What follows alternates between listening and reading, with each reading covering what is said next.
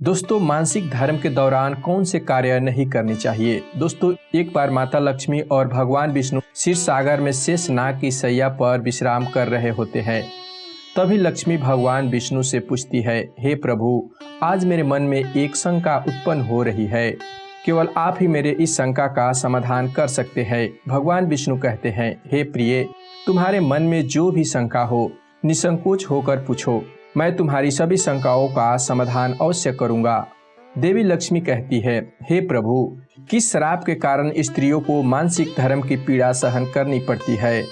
मेरा दूसरा प्रश्न है, प्रभु, एक रजस्वाला स्त्री को कौन से कार्य नहीं करने चाहिए जिससे उन्हें पाप लगता है।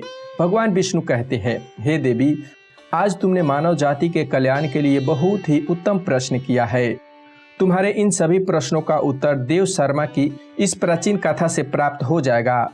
इस महान कथा का श्रवण करने के मात्र से ही समस्त पापों का नाश होता है। जो भी पति पत्नी इस कथा को ध्यान पूर्वक सुनते हैं उन्हें सौभाग्य की प्राप्ति होती है। इसीलिए हे देवी, आप भी इस कथा को ध्यान पूर्वक सुनिए। देवी लक्ष्मी कहती है, हे प्रभु, यह देव शर्मा कौन थे, उनका आचार विचार कैसा था, इस कथा को अवश्य सुनना चाहती हो। कृपया आप इस कथा को मुझसे कहिए, मैं इसे ध्यान पूर्वक अवश्य सुनूंगी। भगवान विष्णु कहते हैं, हे देवी, पूर्व काल की बात है। मध्य देश में एक अत्यंत शोभायमान नगरी थी। उस नगरी में देव शर्मा नाम की एक ब्राह्मण रहा करते थे। देव शर्मा को समस्त शास्त्रों और वेदों का ज्ञान था। वह परम बुद्धिमान, गुणवान तथा धर्म कार्य में तत्पर रहता था। सभी वर्णों को लोग उन्हें बड़ा सम्मान देते थे। वे प्रतिदिन यज्ञ, दान, धर्म तथा संध्या उपासना किया करते थे। वे पशु, पुत्र, वधु, बांधव तथा धन संपत्ति से संपन्न थे। देव शर्मा की पत्नी का नाम भागना था। वह भी अत्यंत चरित्रवान, गुणवान तथा प्रतिव्रता धर्म का पालन करने वाली थी। फिर एक दिन देव शर्मा ने अपने घर पर सत्यनारायण की पूजा रखी और सभी ब्राह्मणों को स्वयं जाकर निमंत्रण दिया। नगर में निवास करने वाले समस्त मनुष्य को उसने पूजा के लिए तथा भोजन के लिए बुलाया। देव शर्मा ने सभी ब्राह्मणों का विधि पूर्वक पूजन किया और उसका आदर संस्कार किया। फिर उसने सभी ब्राह्मणों को घर के अंदर बुलाया और सुंदर आसन देकर उन्हें बैठाकर मिष्ठान भोजन कराया। ब्राह्मणों को भोजन कराने के बाद उसने भगवान का स्मरण करते हुए सभी को वस्त्र आदि दान करके विदा किया। वे सभी ब्राह्मण देव शर्मा की आशीर्वाद देकर वहां से चल गए। उसके बाद उसने अपने परिवार, बधु, बांधव तथा अनेक दीन और भूखे लोगों को भोजन कराया। इस प्रकार से सभी को भोजन कराकर और पूजा संपन्न करके जब वह ब्राह्मण अपने घर के द्वार के सामने खड़ा रहा, तब उसने देखा कि उसके घर के सामने एक कुतिया और बैल बात कर रहे थे। उस ब्राह्मण ने उस कुतिया और बैल की पूरी बात सुनी तो उसे बड़ा आश्चर्य हुआ। वह कुतिया और बैल उसके माता पिता ही थे, जो पिछले जन्म के पाप के कारण इस जन्म में कुतिया और बैल बन गए थे। तब वह ब्राह्मण मन ही मन सोचने लगा, यह दोनों तो साक्षात मेरे माता पिता ही है, जो मेरे घर पर पशु बनकर आए हैं। किस कारण से इन दोनों को प्राणियों का शरीर प्राप्त हुआ, अब इनके उद्धार के लिए मैं क्या करूं। इस प्रकार विचार करते हुए उस ब्राह्मण को रात भर नींद नहीं आई और वह रात भर भगवान का स्मरण करते हुए सोच विचार करने लगा। उसने सोचा, मेरे माता पिता की मुक्ति का उपाय केवल मुनि वशिष्ठ जी ही बता सकते हैं। इसीलिए सुबह होते ही देव शर्मा स्नान आदि कार्य संपन्न करके मुनि वशिष्ठ जी के आश्रम पर पहुंच गया। आश्रम पर आते ही मुनि वशिष्ठ जी ने देव शर्मा का स्वागत किया। वशिष्ठ जी कहने लगे, हे ब्राह्मण श्रेष्ठ, आज किस कारण से हमारे आश्रम में आगमन हुआ है। आप दुखी दिखाई दे रहे हो, आपका दुख का कारण क्या है, बताओ। देव शर्मा कहता है, हे मुनिवर, आपको प्रणाम है। आपके दर्शन से आज मेरा जन्म सफल हुआ है। हे मुनिवर, आज मैं आपके पास एक शंका लेकर आया हूँ। कृपया आप ही मुझे इस दुख से बाहर निकाल सकते हैं। मैं अत्यंत दुखी और दुर्लभ हो गया हूँ। वशिष्ठ जी कहते हैं, हे ब्राह्मण, दुख न करो। तुम्हारी जो भी शंका हो निसंकोच होकर पूछो, मैं अवश्य तुम्हारी शंका का समाधान करूँगा। फिर देव शर्मा कहता है, हे मुनिवर, कल मैंने अपने घर पर भगवान विष्णु का पूजन किया तथा अनेक ब्राह्मणों को और भूखे लोगों को भोजन कराया। विधि पूर्वक भगवान का पूजन किया। फिर मेरे द्वार पर एक कुतिया और एक बैल आ गया। दोनों मेरे घर के सामने खड़ा होकर बात कर रहे थे।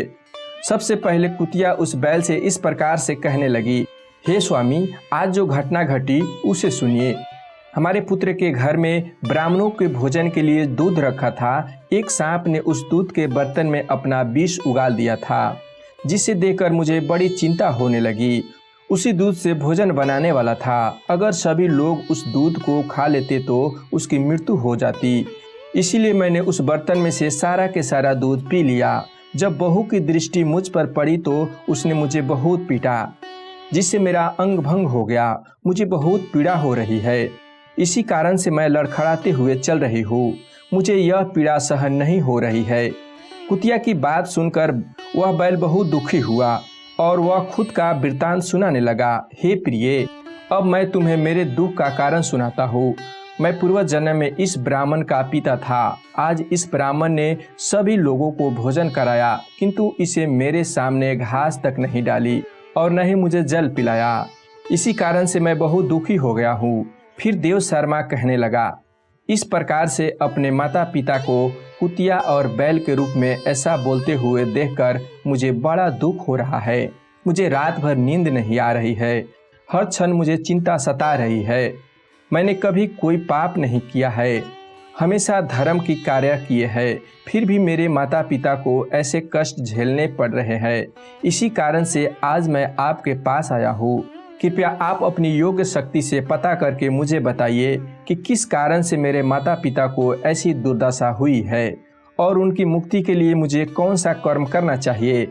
फिर गुरु वशिष्ठ ध्यान लगाते हैं और उस ब्राह्मण के माता पिता के पूर्व जन्म के कर्मों को देखते हैं और देव शर्मा से कहने लगते हैं, हे ब्राह्मण, तुम्हारे माता पिता ने पिछले जन्म में घोर पाप किया है। उसी पाप के कारण आज उनकी ऐसी दुर्दशा हुई है। देव शर्मा कहता है, हे गुरुदेव, किस पाप के कारण मेरे माता पिता की दुर्दशा हुई है, कृपया विस्तार से बताइए, मैं जानना चाहता हूँ। फिर ऋषि वशिष्ठ कहते हैं, हे ब्राह्मण देवता, तुम ध्यान से सुनो। यह बैल जो तुम्हारे पिता है, यह पिछले जन्म में कुंडी नगर के श्रेष्ठ ब्राह्मण रहे हैं। इन्होंने एक दिन एकादशी का व्रत करके भोजन किया था। एकादशी को व्रत के दिन इसने दान धर्म भी नहीं किया। इसने द्वार पर आई गायों को कभी भोजन नहीं खिलाया। इसने अपने पितरों का श्राद्ध भी विधि पूर्वक नहीं किया। तुम्हारे पिता ने पिछले जन्म में मानसिक धर्म के दौरान ही तुम्हारी माता के साथ संबंध बनाया था और इसी पाप के कारण इसे इस जन्म में बैल का रूप प्राप्त हुआ है। तुम्हारी माता ने रजस्वला होते हुए भी भोजन बनाया। मानसिक धर्म के दौरान ही इसने भगवान की पूजा की। रजस्वला होते हुए भी इसने भगवान को भोग लगाया। इसी कारण से इसे महापाप लगा है। मानसिक धर्म के दौरान स्त्री 3 दिन के लिए अपवित्र हो जाती है। मानसिक धर्म के दौरान स्त्री को पूजा पाठ नहीं करना चाहिए। स्त्री को इन 3 दिनों में अपने बाल भी नहीं धोनी चाहिए। इससे पति की आयु कम होती है। मानसिक धर्म के दौरान पेड़ पौधों को स्पर्श न करे। रजस्वाला स्त्री के साथ संबंध भी नहीं बनाना चाहिए। जो पुरुष रजस्वाला के साथ संबंध बनाता है उसे ब्रह्म हत्या का पाप लगता है। जो रजस्वाला के वस्त्र को स्पर्श करता है उसे भी पाप लगता है। रजस्वाला स्त्री के शरीर में 3 दिन तक ब्रह्म का पाप निवास करता है और चौथे दिन ही वह स्नान करके पवित्र होती है। चौथे दिन स्नान करने के पश्चात रजस्वाला स्त्री को अपने पति का मुख देखना चाहिए, अन्य किसी पुरुष का मुख नहीं देखना चाहिए। यदि पति समीप ना हो तो सूर्य देव को दर्शन कर लेना चाहिए। गुरु वशिष्ठ कहते हैं, हे ब्राह्मण, इसी पाप के कारण तुम्हारे पिता को बैल और तुम्हारे माता को कुतिया का जन्म प्राप्त हुआ है। देव शर्मा कहता है, हे मुनीश्वर, आप मुझे मेरे माता पिता की मुक्ति के लिए उपाय बताइए। वशिष्ठ जी कहते हैं, हे ब्राह्मण, तुम किसी भी अमावस के दिन अपने माता पिता की मुक्ति के लिए श्राद्ध तथा दर्पण करो और दान धर्म करो, गाय की सेवा करो और गौ माता की मिष्टान खिलाओ और अपने माता पिता की मुक्ति के लिए भगवान से प्रार्थना करो। फिर ब्राह्मण वही करता है और फिर उसके माता पिता को समस्त पापों से मुक्ति मिलती है। भगवान विष्णु माता लक्ष्मी से कहते हैं, हे देवी, मैंने तुम्हें रजस्वाला स्त्री को कौन से कार्य नहीं करने चाहिए इस विषय में बता दिया है। अब मैं तुम्हें बताता हूँ किस कारण से स्त्री को मानसिक धर्म से गुजरना पड़ता है। सत्ययुग में कालकेय नाम से प्रसिद्ध दानव हुआ करते थे। दानव होने के कारण उनका स्वभाव उग्र था और वे हमेशा ही युद्ध करने के लिए तत्पर रहते थे। फिर एक दिन सभी दानव वीरतासुर के साथ मिलकर स्वर्ग लोक पर चढ़ाई करने लगे। उन असुरों के पास भयंकर शक्तिशाली अस्त्र थे। जिसका देवता सामना ना कर सके और भागकर ब्रह्मदेव के पास चले गए। फिर ब्रह्मदेव ने उन्हें असुरों को परास्त करने के उपाय बताते हुए कहा, हे इंद्र, तुम इसी क्षण महर्षि दधीचि के पास जाओ। वे उनके शरीर के हड्डियों से तुम्हें अस्त्र शस्त्र प्रदान करेंगे। उन्हीं अस्त्र का प्रयोग करके तुम वृत्तासुर का वध कर सकोगे। फिर सभी देवता महर्षि दधीचि के आश्रम पर जाते हैं और उन्हें प्रार्थना करके अस्त्र प्रदान करने की विनती करते हैं। फिर संसार के कल्याण के लिए महर्षि दधीचि अपने शरीर की हड्डियों से अस्त्र शस्त्र निर्माण करते हैं। उन्हीं अस्त्र शस्त्र से एक वज्र नाम का अस्त्र होता है, जिसे देवराज इंद्र धारण कर लेते हैं। फिर सभी देवतागण वृत्तासुर के साथ युद्ध करने के लिए निकल जाते हैं। देवताओं और दानवों के बीच भीषण युद्ध होता है। सभी देवता आकाश में दानव से युद्ध करने के लिए एकत्रित हो जाते हैं और प्रहार करने लगते हैं। अग्निदेव अग्नि के प्रभाव से दैत्यों को जलाने लगते हैं। अग्नि के प्रभाव से दैत्यों का अंग भंग जलने लगता है। फिर वरुण देव जल की वर्षा से दैत्यों को डुबो देते हैं, जिसे दैत्य तराही तराही करने लगते हैं। अनेक दिनों तक इस प्रकार से दैत्यों और दानवों के बीच भीषण युद्ध चलने लगता है। फिर देवराज इंद्र और वृत्तासुर आमने सामने आ जाते हैं। दोनों के बीच भीषण युद्ध होता है। फिर देवराज इंद्र अपने वज्र का प्रहार करके वृत्तासुर को मार देते हैं। उस दानव वृत्तासुर की मृत्यु होते ही उसके शरीर से ब्रह्म हत्या निकलती है और इंद्र का पीछा करने लगती है। फिर वह ब्रह्म हत्या इंद्र के शरीर में प्रवेश कर लेती है, जिसे इंद्र को ब्रह्म हत्या की पाप लगता है। देवराज इंद्र ब्रह्मदेव के पास जाते हैं और उनसे ब्रह्म हत्या से छुटकारा दिलाने के लिए कहते हैं। फिर ब्रह्मदेव उस ब्रह्म हत्या को इंद्र के शरीर से निकलने की आज्ञा देते हैं और वह ब्रह्म हत्या इंद्र के शरीर से बाहर निकलकर ब्रह्मदेव से कहने लगती है, हे परमपिता, अभी मैं वृत्तासुर के शरीर में निवास कर रही थी, क्योंकि उसने अनेक ब्रह्म हत्याएं की थी। जब इंद्र ने उसकी हत्या की तो मैं इंद्र के शरीर में प्रवेश करने लगी। अब आप ही मुझे कोई उचित स्थान दीजिए जहां पर मैं रह सकूं। फिर ब्रह्मदेव कहते हैं, हे ब्रह्म हत्या, मैं तुम्हें उचित स्थान देता हूँ। फिर ब्रह्मदेव ने ब्रह्म हत्या के 4 भाग किए और कहा, हे ब्रह्म हत्या, तुम्हारा 1/4 भाग अग्नि के भीतर रहेगा। जो भी मनुष्य अग्नि को आहुति नहीं देगा, तुम उसके शरीर में प्रवेश कर लेना। तुम्हारा दूसरा 1/4 भाग जल के भीतर रहेगा। जो भी जल में थूकेगा अथवा मल मूत्र का त्याग करेगा, तुम उसके शरीर में प्रवेश करोगी। फिर तीसरा 1/4 भाग पेड़ पौधों और वृक्ष के भीतर रहेगा। जो भी मनुष्य अकारण हित वृक्ष को काटेगा, उसे भी ब्रह्म हत्या का पाप लगेगा। फिर ब्रह्मदेव ने अप्सराओं को बुलाया और कहा, हे अप्सराओं, इस ब्रह्म हत्या का 1/4 भाग तुम ग्रहण करो। अप्सराएं कहने लगी, हे प्रभु, आपकी आज्ञा से इसे ग्रहण करने के लिए तैयार हो, किंतु हमें भी इसे मुक्ति का कोई उपाय बताइए। फिर ब्रह्मदेव कहने लगे, हे अप्सराओं, जो भी पुरुष रजस्वला स्त्री के साथ संबंध करेगा, उसके अंदर यह ब्रह्म हत्या प्रवेश कर जाएगी। इसी प्रकार से ब्रह्म हत्या के 4 भाग हुए, एक अग्नि में, दूसरा जल में, तीसरा वृक्ष में और चौथा स्त्री के अंग में प्रवेश कर गया। उसी ब्रह्म हत्या के भाग के कारण स्त्री के मानसिक धर्म आता है।